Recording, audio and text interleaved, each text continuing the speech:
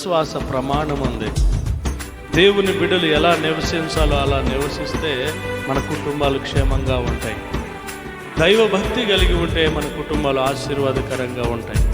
అన్యుల ఆచారాలు అనుసరిస్తే మన కుటుంబాలు ఆశీర్వాదకరంగా ఉండవు. మనుషులకు భయపడినంతకాలం మనం అభివృద్ధి పొందలేము. దేవునికి భయపడితేనే మనం అభివృద్ధి పొందగలుగుతాం. వాళ్ళు ఎలాగన్నారు, వీళ్ళు ఎలాగన్నారు కనుక నేను నా దేవుని క్రమము కంటే వీళ్ళ క్రమాన్ని అనుసరిస్తాను అనుకుంటూ పోతే మనము ఎప్పుడు కూడా ఏమవుతూ ఉంటాం, మన పరిస్థితులు అట్లాగే ఉంటాయి. దేవుని కొరకు తెగించాలి. దానియేలు తెగించాడు. దేవుని స్తోత్రం కలుగును గాక. ఏమని తెగించాడు? ప్రార్థన విషయంలో తెగించాడు. హల్లెలూయా.